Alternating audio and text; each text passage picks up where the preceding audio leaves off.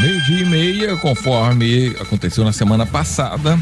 4 entrevistas já fizemos com os candidatos a prefeito de Ubá e iniciamos a rodada desta semana com o candidato André Esquisato, que é do Partido dos Trabalhadores, o PT, número 13.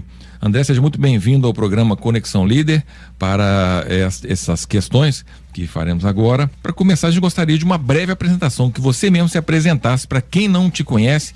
Quem é o André Esquisato? Boa tarde, Badaró. Boa tarde, ouvintes da Líder.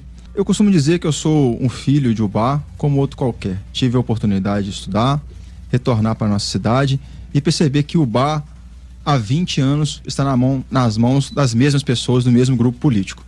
Por isso, tendo em vista que a importância, a relevância da nossa cidade no cenário regional, resolvi entrar para a política para que a gente pudesse ter um Ubá forte de novo, para que a gente pudesse renovar a nossa política e trazer aqui as principais bases de Ubá. Então, hoje, eu, junto com o professor Paulo Veloso, nos colocamos à disposição da população ibaense, pedindo esse voto de confiança. Votar em pessoas que vão renovar a nossa política. Muito bem, e caso seja eleito a prefeito, a pergunta que a gente tem feito a todos os candidatos, qual seria a sua prioridade, sua ação imediata? Qual você acha que seria o primeiro ato, primeira coisa que você acha que é prioridade em Ubá, caso seja eleito prefeito? Olha, eu sempre digo que governar é prioridade, é escolhas, né? Então, uma das prioridades seria, sem dúvida, a nossa saúde. Ubá, hoje, somente 62% do município tem cobertura de saúde primária. Isso é inadmissível para uma cidade do porte de Ubá. E quando você compara a outros municípios da região, você vê que Ubá realmente está atrasado, como Muriaé e Barbacena, que já tem 100%. Quer dizer, isso tem que ser resolvido. Mas também temos a questão da educação nossa. A gente precisa ter aqui um reforço educacional. E para isso a gente tem um projeto muito bacana, que está no nosso site 13passos.com, que é da Escola Integrada. Quer dizer, então, hoje, um município complexo como Ubá, ele não pode ser visto como uma única prioridade. Nós temos prioridades. E a prioridade principal é a nossa população, o nosso povo. Eu costumo falar muito isso, Badaró, que o nosso governo, a principal promessa é tratar o povo com prioridade. Como, por exemplo, você levar um transporte público até o Tanquinho. É injustificável o Tanquinho não ter ônibus. Você aumentar o tempo de transporte público no bairro Solar, um bairro com mais de 600 famílias, o último horário do ônibus é 7 horas da noite. São coisas injustificáveis. Você fazer uma cobrança devida, uma fiscalização devida nas empresas como a Copasa. Quer dizer, isso é ter o povo como prioridade. Muito bem. Vamos sortear então o primeiro tema, né? Você pode pegar dentro desses envelopes aqui, que você fica... Vou abrir aqui e te mostro aqui o primeiro tema. Vou falar moradia ou habitação, quais são seus planos nessa área? Tema muito relevante e que, por coincidência, né, no debate da Líder, eu também fui sorteado para falar isso. E aí, é preciso ter muita responsabilidade e maturidade quando vai falar de moradia. Por quê? Eu vou dar o exemplo Cidade Carim. Foi uma obra em que você colocou lá inúmeras famílias e depois você abandonou, a Prefeitura Municipal abandonou Cidade Carim. Hoje Cidade Carim está abandonado pela Prefeitura. O mesmo vem acontecendo gradativamente com o bairro Solar.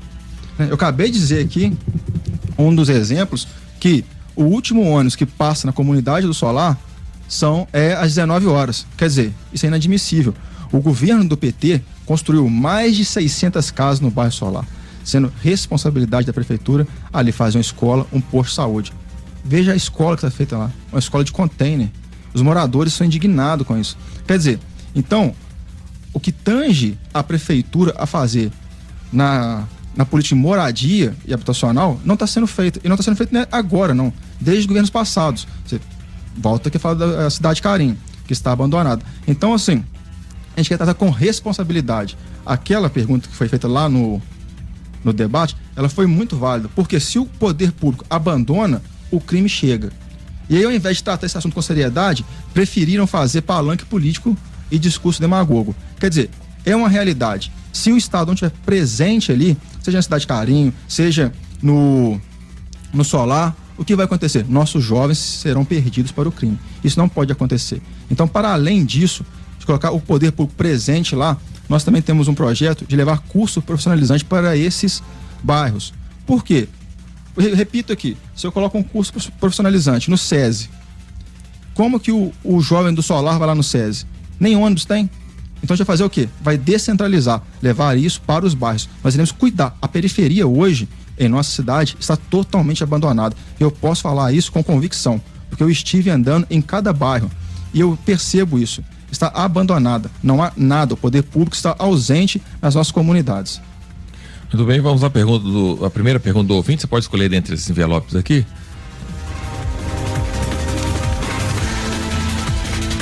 Pergunta sorteada, então, a pergunta número 8. A pergunta do Paulo Marcos, ele é contador e consultor empresarial. Vamos à pergunta. Por conta da reforma tributária, muito se fala nas atualizações de leis, sobretudo do ISS-QN, que é uma das maiores fontes de renda dos municípios. Em setembro agora de 2020, houve a publicação de uma lei complementar, número 175 agora de 2020, que iniciou algumas mudanças acerca deste imposto a nível nacional. Nos diga como seria a atuação da sua governança na área tributária para que a prefeitura não fique tão dependente de recursos de outros governos, mas que também não engesse a atuação empresarial, que já é tão dificultosa pelo chamado custo Brasil, ou seja, pela burocratização. O primeiro passo, que não depende do município, é reformular o Pacto Federativo, né?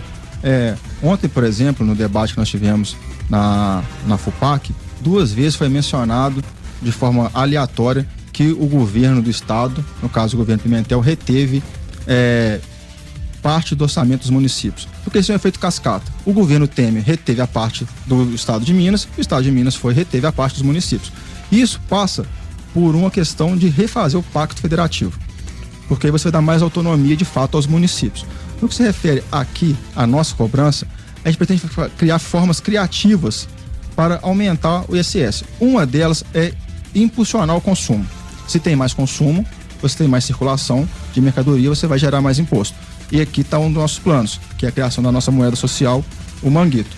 O Manguito vai servir para isso, para impulsionar o consumo da nossa cidade. E ficando aqui, eu costumo dar um exemplo muito claro, que é a distribuição do uniforme, né? A prefeitura, de forma correta, distribui uniformes gratuitos, só que ela abriu uma licitação, por exemplo, R$1 milhão, vem uma empresa de São Paulo, ganha licitação, leva lá para o Rio Grande do Sul, lá para São Paulo, e lá em São Paulo produz esse uniforme. Lá gerou renda, gerou emprego. Ao invés disso, eu posso fazer o quê? Eu posso dar um vale para o pai ou para a mãe e na nossa moeda social, no caso seria o Manguito. E ela só vai poder utilizar esse vale, essa moeda social, nas nossas pequenas facções. Então eu estou pegando R$1 milhão que seria dado para outro estado, jogando a economia de Ubá, fazendo girar a economia, fazendo gerar ISS. Essa é uma das formas. Tem outras formas também, que é incentivar, por exemplo, que o consumidor pegue a nota fiscal. E aí você pode fazer um sorteio de um carro no final do ano e por aí vai. Eu tive aqui também um plano muito bacana, que era do IPTU.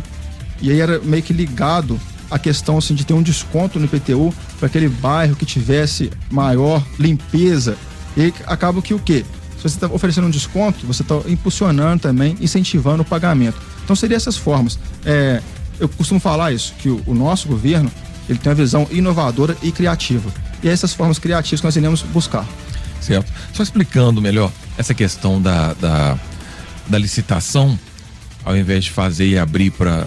As licitações, por lei, elas não têm que ser abertas? Como que traria isso para o município? Se eu abrir licitação, ele é aberto para qualquer, Sim. né? A 866 impõe isso. Só para deixar então, claro. Se eu falar, vou licitar, eu não posso criar uma forma de escolher a empresa de Ubá. Por isso que eu não vou licitar. Eu vou conceder o vale para o pai. Porque eu não estou licitando. Entendi. Entendeu? Que isso porque se eu abrir licitação, aí qualquer empresa... E é o que acontece. Porque a gente não, às vezes, a gente não tem as empresas do porte aqui em Ubá, de São Paulo, ou mesmo Belo Horizonte. Aí, quer dizer, vem a empresa de São Paulo, do Rio, vem cá, ganha a licitação e leva o nosso dinheiro para lá, para produzir lá. Então, por isso que não haveria o processo licitatório. Isso é permitido. Basta você ter a coragem, o conhecimento e a vontade de fazer esse projeto. Muito bem, vamos tirar aqui então mais uma pergunta de ouvinte. Você pode escolher entre esses envelopes também, fica à vontade.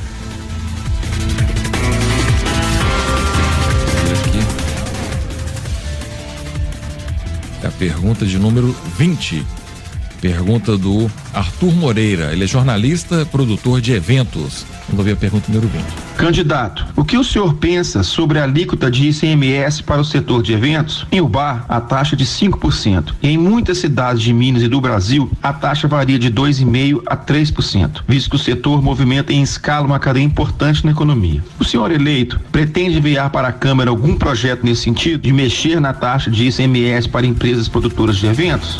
É só retificando aqui, inclusive o Arthur depois comunicou a gente, ele mandou até um outro áudio que não entrou aqui no arquivo, é ISS que ele quis dizer, onde ele disse ICMS, é ISS que ele quis dizer. ICMS é estadual. Isso. Bem, o que eu posso responder para ele é que isso seria aí qualquer irresponsabilidade minha, falar que vou reduzir ou não. Eu precisaria primeiro entrar na prefeitura, ver a questão orçamentária para ter uma responsabilidade. E isso faz parte da nossa política, né? Eu estou dizendo isso para todo mundo. A nossa campanha, ela é feita com base na verdade, né? Ela é feita com base no olho no olho. Então, uma situação dessa, em que ele requisita ou sugere a redução de um imposto, eu, sem estar na prefeitura, sem ter acesso às questões orçamentárias da prefeitura, eu não posso responder isso, infelizmente. Muito bem, vamos sorteio então do segundo tema, que você pode guardar aqui. Vamos saber qual tema sorteado. Cultura. O que o senhor tem planejado para a cultura de Ubá, André Esquizado? Hoje eu acho que eu tô com sorte, porque realmente foi uma das perguntas também feitas no debate ontem. O primeiro passo que a gente precisa ter é responsabilidade com a cultura, né? A gente não pode utilizar a cultura como forma de aparelhar a administração pública, tampouco utilizar a cultura para fazer um verdadeiro carnaval. E digo de passagem até em outros estados. Pois bem, eu estive reunido com um grupo de artistas e nós fizemos o quê? Tentamos estabelecer um calendário anual para o artista. Por quê? O artista vai saber, por exemplo, em 2021, ele já vai saber qual evento ele vai cantar ou vai atuar em 2022. Então o cara sabe que vai ter um evento gastronômico em Ubari e que ele vai cantar. A banda de rock sabe que vai ter Festival da Manga e tal dia ela vai cantar, tal dia vai ser o grupo de pagode. Isso deixa o artista mais confortável, dá para ele mais segurança. Para além disso, além da cultura, o que acontece? Eu sou mestrando em história, e aí eu fui tentar fazer uma pesquisa sobre por que o bairro Polo Moveleiro, né, já que é um dos temas do meu estudo. Madaro, é assustador, mas a gente não tem nenhum documento oficial, nenhum lugar oficial que conta a história. Eu pergunto para os ouvintes, o bairro Polo Moveleiro, o porquê? Onde começou? Da onde vem essa vocação nossa? Quer dizer, você não tem isso documentado de forma cronológica. É claro, você tem grandes historiadores, nosso município, Zé Maria, Zé do Carmo, inclusive poderiam contribuir com um projeto como esse, né? Mas você não tem ali um lugar que você pode chegar. Então, nós iremos criar um espaço com uma exposição permanente da história de Ubá. E nesse mesmo espaço, um local reservado para exposição transitória. O que é exposição transitória? Nós temos muitos artistas. Às vezes você vai fazer uma exposição de foto, deixa lá 15, 30 dias. Depois vem um outro artista local, faz uma exposição de quadro, de pintura. Quer dizer, para fomentar a nossa cultura. Porque nós temos excelentes artistas. O Ubá é um polo cultural da nossa região e precisa ser fomentado isso, né? Então, assim, essas são as nossas principais propostas. Fazer um calendário anual, voltar com os nossos eventos, né? O Ubari, por exemplo, tem uma vocação gigante para fazer um ecoturismo, um festival gastronômico. Precisa do quê? De uma responsabilidade e manter a estrada transitável. Ninguém está prometendo asfalto de Ubari. Nós estamos dizendo o quê? Que vamos manter a estrada transitável, cascalhada. Não vamos abandonar a estrada, até porque isso reflete no produtor rural, que sofre com o descaso das nossas estradas. Então, esse é o nosso plano para a cultura. Fazer uma cultura forte, uma cultura isenta de politicagem. Certo, independente da questão cultural, conforme você colocou, a questão especificamente do carnaval. Você manteria o carnaval de rua, conforme fez com o desfile de escolas de samba? Nossa, foi excelente. Nós tivemos uma reunião com algumas escolas de samba, firmamos esse acordo. O carnaval feito aqui em Ubá, né, foi excelente. A nossa ideia, eu acho que, salvo engano aqui, na época a gente conversou, acho que foram 4 escolas. Eu falei, a minha ideia é que sejam 8 no próximo ano e 12 no próximo, porque isso foi bom, né? Então, assim, o desfile de carnaval, ele não só iremos manter, como iremos incentivar para que outros bairros tenham também. Sim. E um grande desafio é buscar recurso para a cultura. De onde você acha que poderia vir o recurso para a cultura e quantos por cento você acha do orçamento do município seria o ideal para destinar para a área cultural? Porque tem gente que acha que a cultura é gasto de dinheiro, não é investimento. Qual a sua visão sobre essa relação do dinheiro com a cultura? A cultura, ela se mantém. Ela é um grande foco de geração de emprego e de geração de renda. Vou dizer para você, Badaro, que eu li um livro que se chama Chutando a Escada. Ele fala sobre a Coreia do Sul, que é o último país, o país mais recente que saiu do status de subdesenvolvido para desenvolvido. Essa revolução na economia da Coreia do Sul começou pelo setor de cultura. Foi o primeiro ponto a ter um investimento e um retorno financeiro. Então, assim, a cultura em si, se for bem planejada, ela gera renda, ela gera emprego, ela se mantém. Imagina um festival. Se você consegue organizar um festival, você pode colocar uma barraquinha ali você vai gerar renda, você vai gerar emprego, vai conseguir pagar o artista. Então, assim, a cultura nunca pode ser vista como um gasto. Se ela for devidamente planejada, ela vai ser sim um investimento e um gerador de renda e gerador de emprego. Certo. Vamos então a mais uma pergunta de um ouvinte. Você pode escolher, né? Se quiser embaralhar, fica à vontade, viu, né? Tem todos os envelopes pretos, não dá para saber o que tem dentro, só deixar bem claro para quem está ouvindo o programa, e tem sido a mesma regra para todos os candidatos, as perguntas previamente enviadas. A pergunta número 16 do Cessé de Filipe, que mora no centro da cidade. 16, Cessé de Filipe, vamos ouvir então. Ubá é considerado entre terceiro e quarto polo moveleiro nacional. O que o senhor pretende fazer para poder achatar o contato entre as indústrias e o seu governo? Uma vez que, lamentavelmente, nós nunca, em governo nenhum, tivemos uma secretaria da indústria para poder cuidar do setor que mais emprega na nossa cidade. Excelente pergunta, até convido o CD Felipe a passar lá no tênis, porque lá realmente não tem um bando de ladrão não, tem um bando de pessoas muito respeitáveis. Bem, aproveitando a pergunta dele, nós temos também esse plano de uma secretaria de desenvolvimento cultural, desenvolvimento econômico e empresarial. No entanto, vamos fazer uma gestão tripartite. Por quê? A gente precisa ouvir os 3 pontos, que é, terá um representante do setor industrial, terá um representante do setor dos trabalhadores, que precisa ser ouvido, e do poder público. Nessa gestão tripartite, com esses 3 representantes, nós vamos discutir formas e mecanismos de simplificar a atuação do meio empresarial. Para além disso, nós temos também a questão de criar condomínios de empresas. O porquê, Badaró? Há anos nós estamos ouvindo o quê? Que vai sair um distrito industrial. Distrito industrial, Porto Seco. No entanto, a realidade é outra. Pelo relevo de Ubá, por questões ambientais, pelo tamanho das nossas indústrias e a quantidade, você não consegue colocar todas as indústrias no local. Mas você consegue criar o quê? Condomínios de indústria. Isso já é uma realidade, feita pelo setor privado.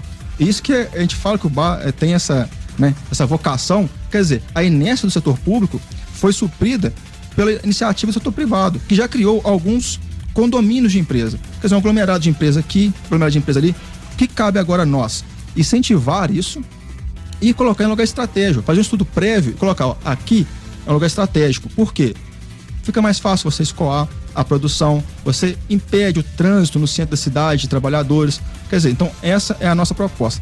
E tem outros projetos também. Eu sei que um grande problema do setor do polo moveleiro em si é o resíduo das empresas, né? Eles estão passando uma grande dificuldade. Então nós temos conversa já avançada com pessoas do setor empresarial para fazer isso. Quer dizer, então assim, nós estamos bem preparados para estreitar esses laços entre trabalhadores e empresários. Certo.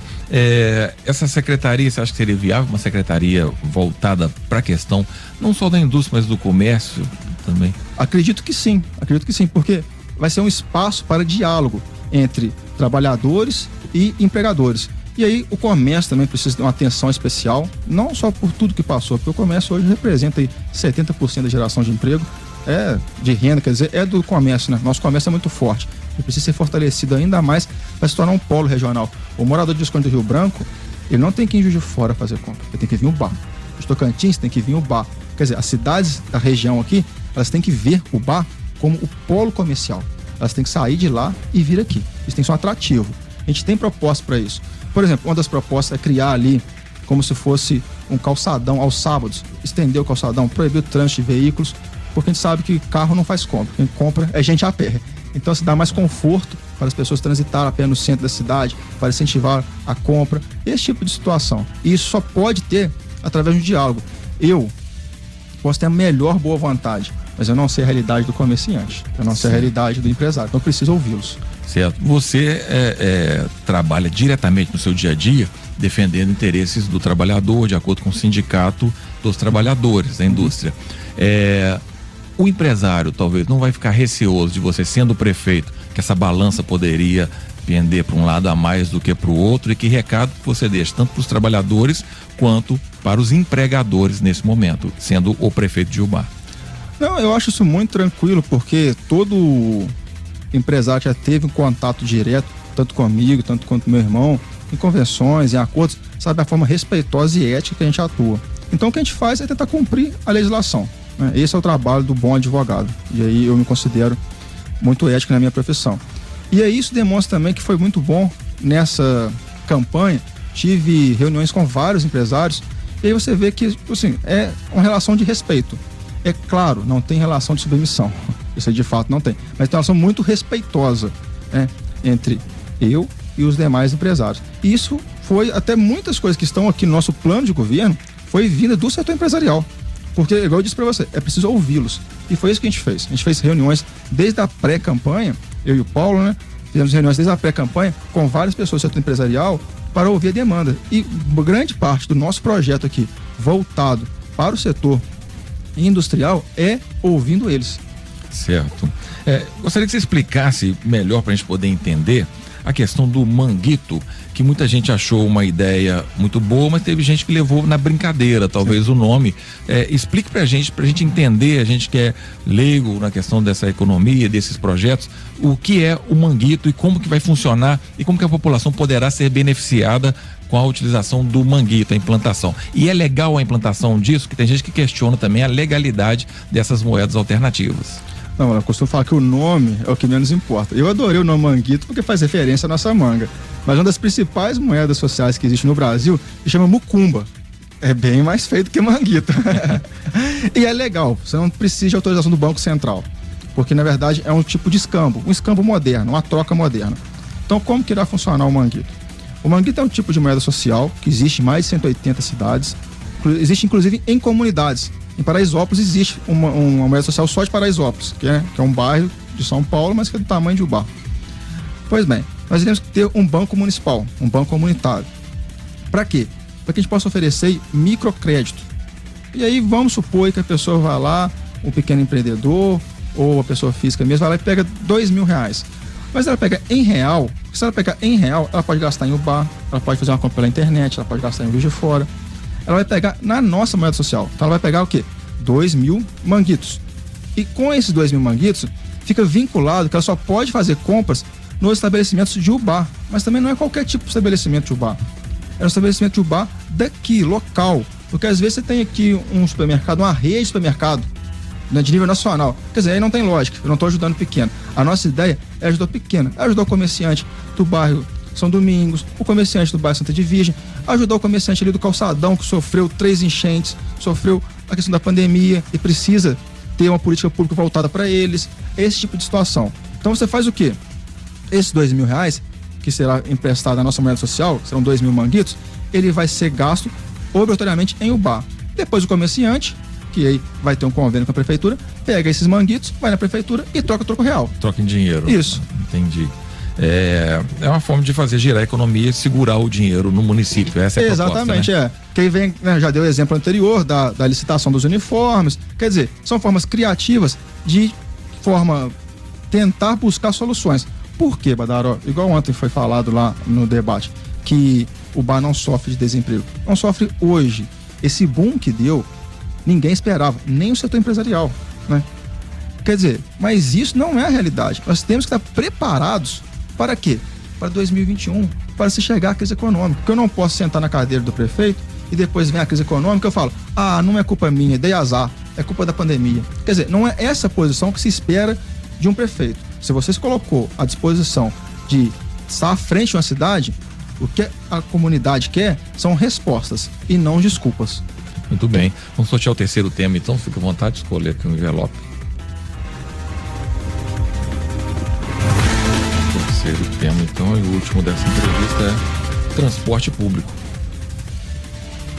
É vexatório o que acontece. Eu até hoje eu não entendi por que o Tanquinho não passa ônibus. O porquê não passa ônibus no Morro do Querosene. Porque assim, na questão da zona rural que não passa ônibus, costuma falar que é por causa da estrada. O que não é justificativa. É mais um motivo vergonhoso você não ter estradas que sequer passa o transporte público. Mas e o Tanquinho, que é asfaltado? Qual a justificativa para que o último ônibus que passe lá no Solar seja 7 horas da noite? Quer dizer, a gente precisa rever isso. E eu nem estou falando da qualidade dos ônibus, não, que também não são boas. Mas estou falando do serviço em si. E isso, quer dizer, em 2022 agora, você vai ter o fim do contrato e vai ser um novo contrato para o transporte público de Ubá. É preciso ter muita responsabilidade nesse momento, para que não ocorra igual o caso da Copasa, que se renove e depois você coloque cláusulas contratuais que prejudicam a população e aí fica esse jogo de empurra-empurra. Quer dizer, o nosso compromisso, primeiro, de janeiro de 2021, pegar o contrato da aviação Ubá e analisar critério por critério e cobrar dela para que ela faça as linhas que lá estão previstas, né? O segundo ponto, em 2022, abrir um processo licitatório que tenha concorrência também. Eu acho que o Ubá comporta tranquilamente mais de uma empresa. Não tem justificativa para ter um monopólio de uma única empresa aqui. Então, quer dizer, e não se pode pensar numa gestão moderna para o futuro que não passe pelo transporte público coletivo. Isso aí é inviável. Você vê isso nas grandes cidades que o quê? O transporte público coletivo, ele é uma realidade e precisa ter qualidade. Para quê? Para que eu me sinta confortável, deixar meu carro em casa e pegue o ônibus. Hoje, ninguém faz isso. Ninguém deixa um carro em casa para ir trabalhar de ônibus. Por quê? Não tem horário certo, os ônibus são sucateados. Isso é um desrespeito, Badaró. Você retirar uma linha de ônibus e não avisar previamente a comunidade, é só em Ubá que acontece isso. Isso é um absurdo, isso é inadmissível. Então, quer dizer, precisa ter maior fiscalização no que se refere ao transporte público coletivo de Ubá. Certo. O que você pensa sobre a municipalização do transporte coletivo, ao invés de, em 2022, termos uma nova empresa privada, ser o próprio município gerindo o transporte? Você vislumbra essa possibilidade? Olha, isso iria depender de um estudo prévio, porque é um investimento muito alto. Você teria que abrir concurso, né? A aquisição dos ônibus. Então você teria que ver o valor disso. Então, nesse momento, é uma possibilidade? É uma possibilidade. Mas a outra possibilidade é o que também? Eu costumo dizer isso. Não adianta tirar a aviação X, colocar a aviação Y, a aviação Z, se você não fiscalizar. Porque se você fiscalizar, você consegue ter um resultado bom. Agora, se você deixa haver navios, conduz a situação de forma frouxa, quer dizer, faz um projeto de lei para subsidiar em R$1 milhão a aviação. Até hoje eu não entendi isso. E eu vou deixar isso bem claro. Esse projeto não foi votado, ele foi retirado de pauta, o que significa que ele pode voltar a qualquer momento. Porque às vezes as pessoas confundem, né? O executivo foi lá e retirou ele de votação. Ele está na gaveta, ele pode ser desengavetado a qualquer momento. Mas assim, só de colocar um projeto desse, demonstra a relação do executivo com a aviação Ubá, que não é favorável ao povo. Certo. Você tem 1 minuto para sua consideração final e o seu pedido do voto, né? Fazer aí a menção do seu número, 13. Isso é importante, também que você me lembra, Badala. Eu costumo brincar que eu não sou político de carreira. Então as pessoas falam, André, você tem que pedir o voto no final. Eu acabo esquecendo. Eu falo muito das nossas propostas, nosso projeto, e esqueço de pedir o voto no 13. Mas é isso, Badaró. Eu acho que a população está muito descrente com a política e eu faço parte desse grupo, mas não podemos demonizar a política. Não há transformação que não seja pela política. E uma política boa, ela tem resultados bons. Eu digo isso. A gente vai nos bairros hoje e vê pessoas dando depoimento que tem 3 meses que não come carne. Não bebe mais um leite, porque é R$5 um litro de leite. As pessoas não conseguem comprar uma lata de óleo, que é R$8, R$9 uma lata de óleo. R$25 um pacote de arroz. E isso só vai mudar com a política, porque há 5, 6 anos atrás não era assim. Todo mundo sabe, que todo mundo lembra, que a gente fazia um churrasquinho, a gente viajava, a gente comia bem. E isso é resultado de política. Então não podemos demonizar a política. Então é isso que a gente quer, fazer uma política para cuidar do povo. E a gente pede aí essa oportunidade para votar André e Paulo, votar no 13. Muito bem, então conversamos com André Esquisato, candidato do Partido dos Trabalhadores. O número dele é 13 e Para quem não conseguiu acompanhar as entrevistas desses dias, todos estão disponíveis no YouTube da Rádio Líder FM. É só você procurar lá, Líder FM Ubar no YouTube. Todas as entrevistas estão disponíveis, inclusive essa do André Esquisato, breve estará disponível também. Quero agradecer o candidato, desejar boa sorte a todos que têm passado por aqui.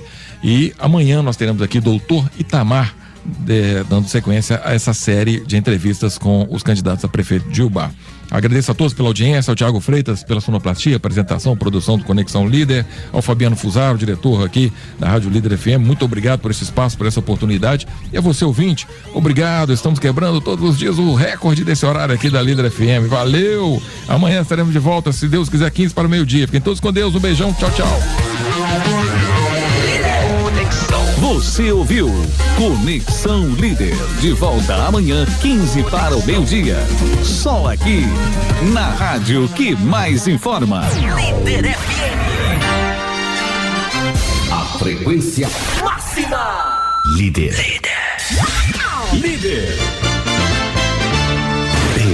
Bem-vindo. Você está na Líder FM. Líder. Uba.